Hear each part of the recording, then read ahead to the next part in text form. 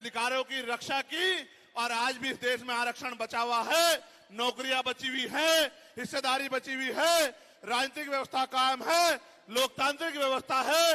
तो धन्यवाद करना चाहिए उन जातियों का जिन्होंने अपने प्राणों का बलिदान दे दिया, लाठी डंडे खाए, गोलियां खाई, लेकिन अपने अधिकारों को छीनने नहीं दिया। सब लोगों को उनका धन्यवाद करना चाहिए। लेकिन दुश्मन का ये षड्यंत्र है और दुश्मन बड़ा समझदार है। दुश्मन जानता है कि 2 अप्रैल 2018 के बाद में ये दलित समाज एकजुट हो गया था। जब दलित समाज एकजुट हुआ तो वो ये सोचने लगे कि इनकी एकता को कैसे तोड़ा जाए। आप और मैं जानते हैं, जब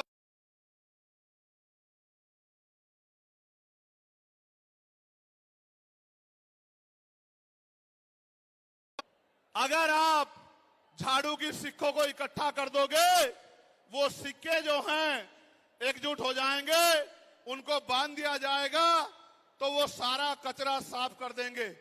लेकिन अगर वो जो सिक्के होते हैं, अगर आपने उनको अलग अलग कर दिया तो वो कचरा साफ नहीं कर पाएंगे, वो खुद कचरा बन जाएंगे, उनकी कोई हैसियत नहीं बनेगी। इसलिए हमारे महापुरुषों ने बहुजन समाज में भाईचारे की बात की। और आप महसूस करो, बाबा साहब अंबेडकर ने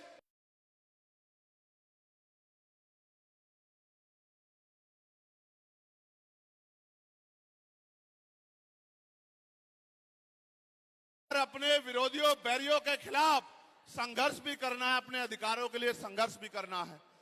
मैं जब देश के बाहर गया तो मैंने देखा कि वो लोग तरक्की कर रहे हैं, उनकी जिंदगी खुशहाल है, उनकी जिंदगी अच्छी बन रही है।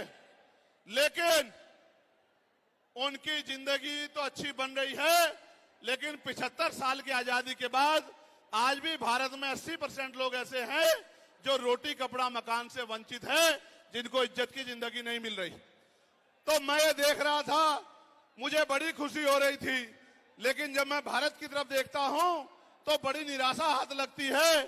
फिर ये महसूस करता हूं कि आज जो कुछ हमारे पास है वो हमारे महान पुरुषों की संघर्ष की वजह से है। अगर हमारे महान पुरुष संघर्ष नहीं करते तो जो आज हमें मिला है ये भी हमें किसी कीमत पे नहीं मिलता। आप जानते हैं, हमेशा आरक्षण के खिलाफ चाहे सुप्रीम कोर्ट हो या मनुवादी दल हो, सब लोगों ने आरक्षण को समाप्त करवाने के लिए एडी चोटी के जोर लगा दिए। और इसका सबसे बड़ा हमला इस पे कब हुआ, जब 10% ईडब्ल्यूएस लागू हुआ। मुझे माफी चाहते हुए कहना है कि हमारे दलों ने भी हाथ उठा के, जो हमारे पूर्व के दल थे, उनका समर्थन किया, जबकि वो आरक्षण पे सबसे बड़ा हमला था। अगर उसी दिन हम लोगों ने सड़कों पे निकल के अपनी आवाज को उठाया होता तो किसी की मां ने दूध नहीं पिलाया होता कि वो दोबारा आरक्षण पे हमला करने के बारे में सोच लेता। ये भाजपा के लोग जो सत्ता में बैठे हैं, इन्होंने वोट तो आपसे हमसे ली धर्म के नाम पे, भाईचारे के नाम पे, लेकिन सत्ता में आके ये लोग अपने लोगों का काम करने लगे, अपने महापुरुषों की विचारधारा को आगे बढ़ाने लगे। और हम लोग रोटी रोटी के लिए मोहताज लोग, जुल्म जाति के शिकार लोग परेशानी की जिंदगी जीने लगे। मैं चाहता हूं कि जो जिंदगी हमारे लोग ऑस्ट्रेलिया में जी रहे हैं, ऑस्ट्रिया में जी रहे हैं, इटली में जी रहे हैं, यूरोप में जी रहे हैं, पूरे अमेरिका में जी रहे हैं, कनाडा में जी रहे हैं, इंग्लैंड में जी रहे हैं, ऐसी जिंदगी की व्यवस्था भारत में भी हो। लेकिन ये तभी संभव है जब राजनीतिक शक्ति हमारे पास हो। अगर राजनीतिक शक्ति भाजपा और कांग्रेस के पास रहेगी तो हम लोग इज्जत की जिंदगी इस देश में नहीं जी सकते। इस बात को आप लोग मेरी ध्यान रखना। ये मैं नहीं कह रहा हूं, ये बाबा साहब अंबेडकर ने कहा, political power is the master की।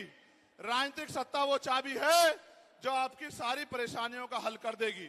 और राजनीतिक सत्ता जिनके पास है, उनके लोग हजारों हजारों करोड़ रुपए लेके भाग जाते। उनके लोग, उनके पूंजीपतियों के